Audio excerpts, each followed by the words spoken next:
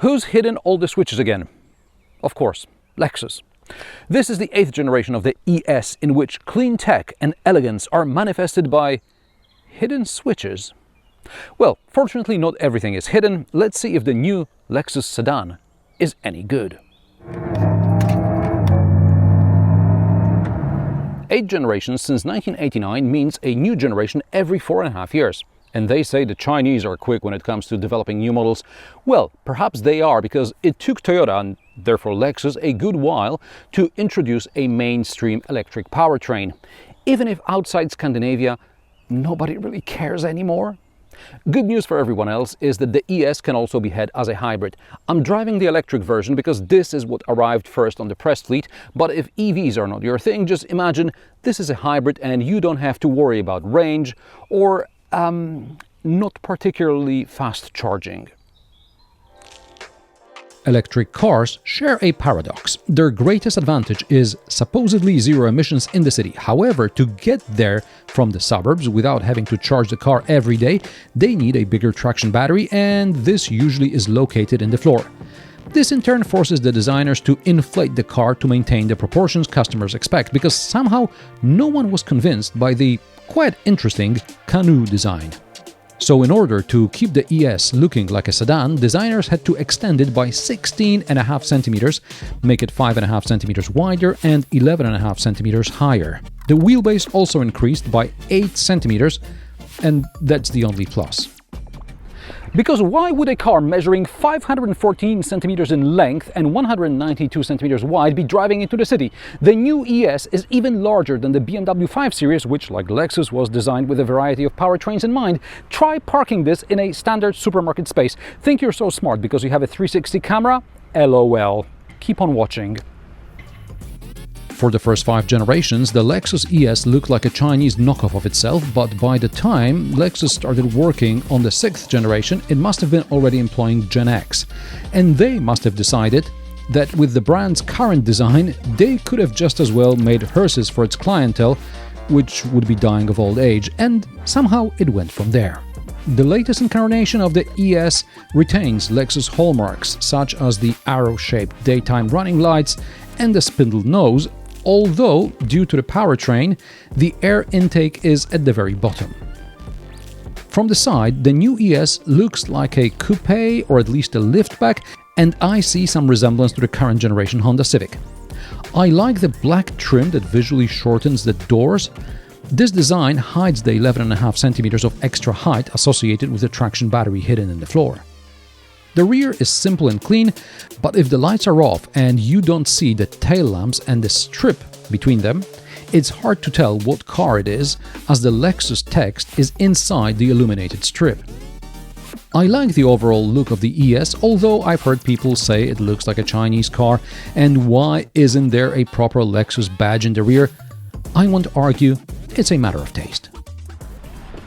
The charging port is on the driver's side front fender, which is convenient if you park front to the charger, less so if you park the other way around. The flap opens automatically. Also, when you turn the car off, it displays a prompt whether you'd like to open the port. Under the bonnet, there is no frunk, because this is not some shabby Tesla, but a proper car. And the boot is also proper at 517 liters in the EV and 493 liters in the hybrid variant. So the electric ES has a bigger boot than the Audi A6 Sportback e-tron or the BMW 5 Series, both electric and ICE. But since there is no frunk, some beautiful minds at Toyota decided to solve the charging cable transport problem with a basket. Why not a frunk? Because this is not some shabby Tesla, but a proper car with proper metal rods to keep the hinge geometry intact and things. But my gear case fits on its side. In many sedans, liftbacks and even wagons, there is no way I can put my case on its side and fit it under the cargo cover or a parcel shelf. And here I can. Under the floor is an insert for the repair kit. I like that there is some sound deadening here. There's also a ski hatch, but the backrest doesn't fold at all in a €70,000 car. Okay, but maybe at least there's this reclining seat package like on the Camry. Nope. At launch, the Euro spec ES doesn't even get third zone climate control. It does get a tunnel though, in an EV. On the plus side, there's plenty of legroom, but to make sure there is sufficient headroom, the rear seats are mounted so low that your thighs feel like they're in the air. Heated rear seats? This isn't some crappy Kia, this is a proper car. There are door pockets, cup holders in the armrest, and this here is where the third zone climate control panel and rear seatback controls will be located. It's unclear if and when this package will be available in Europe. I've been browsing the configurators in several European countries as well as for the US market, and I get the impression that either Lexus is having some problems with the production of the new ES, or they think people will buy anything with a Lexus badge. In the US, there are several trim levels, but even the top level feels like an entry company car for a low-level executive. There are three options to choose from: aerodynamic wheels, heated windscreen and heated washers, and a second wireless charger. And in Europe the situation is even worse, because the only option on the electric Lexus ES are the aero wheels, which don't seem to do much, but more about that in a moment. A 360-degree camera, head-up display, Mark Levinson audio premium system, they're included in a package which is available only on the hybrid model. It feels as if Lexus doesn't really want to sell the ES in Europe, especially the electric model. Only the Chinese offer less choice when it comes to equipment, but then they offer fully loaded cars. On the plus side, the quality, as usual in a Lexus, is impeccable. Designers also managed to leave a few physical buttons on the doors and on the console. There is no piano black, just matte elements which don't show fingerprints. This also applies to the steering wheel buttons, which are clearly separated, making them easy to find. The hidden switches Lexus is talking about in its press release are under the display. This is something you may have seen in the Nissan Ariya a few years ago. Lexus also thought this is a good idea, at least they're backlit so you can see what you're pressing. You can also see something's missing here, and that's the button for the 360 camera and for the parking assistant, which you cannot get on the electric ES, at least not yet. I like the way the driver's display is integrated into the dashboard, although I don't want to think about all the dust which will accumulate on that suede in a few weeks. The central display looks like an afterthought. The ES is also offered in China, but over there the screen is just twice as long. It goes all the way in front of the passenger seat. The new infotainment system works, meaning I can easily connect to Android Auto wirelessly. I clicked through the settings and I turned off everything I could find annoying. I like Lexus gave us a choice whether we want to decide about certain things or let the car do things automatically. Some brands push automation, which I don't always want. However, certain functions are hidden as if Lexus doesn't want us to use them.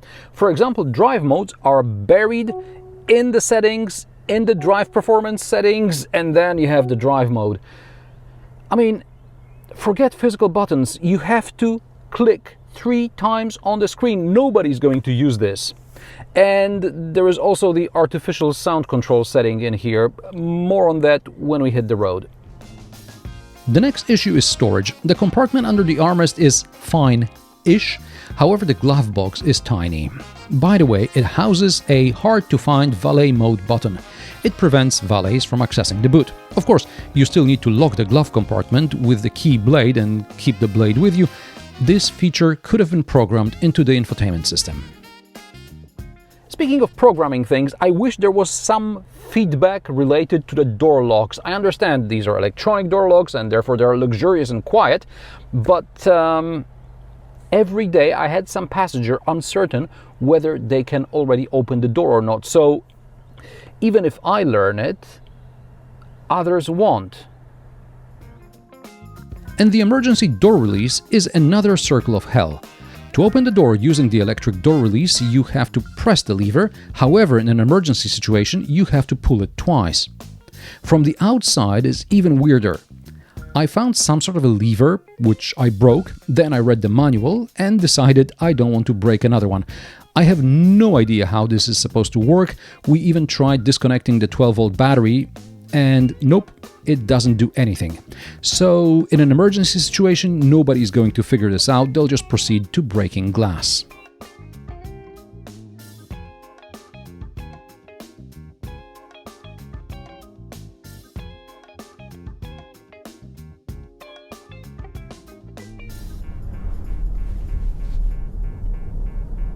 The side windows are double glazed, front and rear.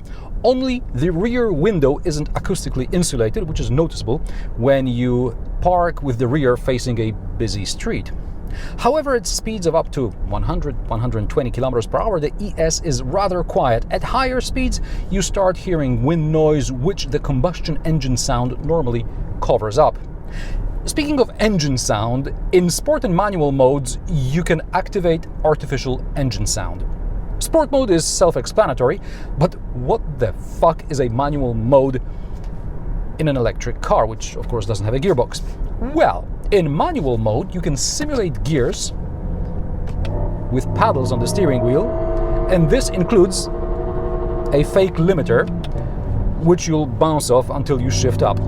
Therefore, you need to select a driver display mode that shows a simulated rev counter, and not all display modes have this.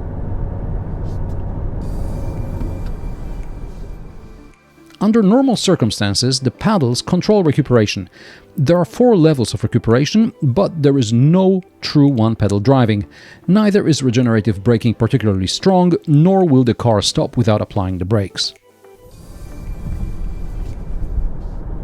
The ES is large, and for the first dozen kilometers or so before I got a feel for it, I was worried about the 21-inch rims. This one has the Aero package for around €1,000.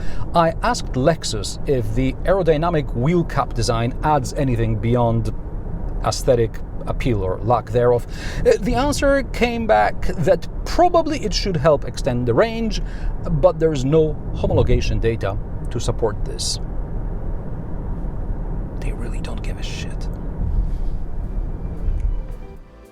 And homologation data indicates that the Lexus ES 500e all-wheel drive has a combined range of about 500 kilometers.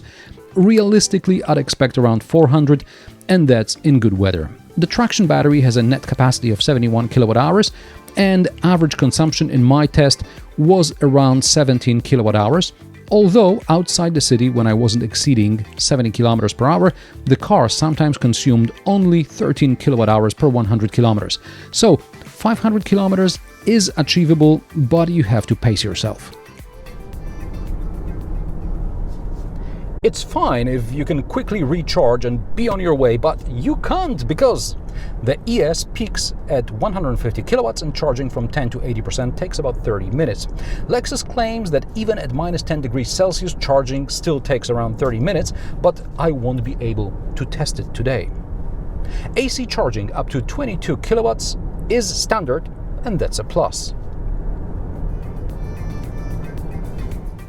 Claimed 0 to 100 km per hour time is 5.5 seconds. I checked and I got 5.3 seconds in sport mode and 5.4 seconds in normal mode. It takes longer to find the mode settings.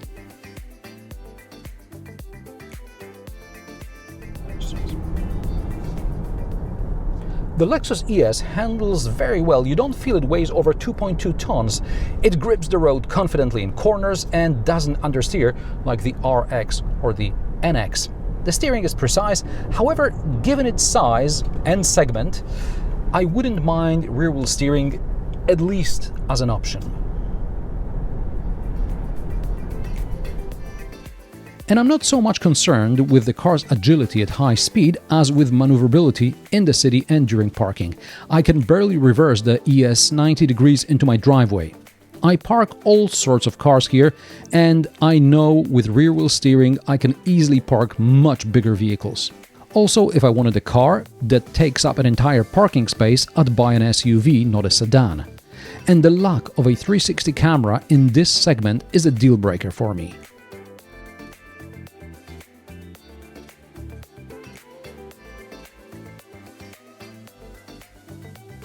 We'll have to do a bit of educated guesswork here.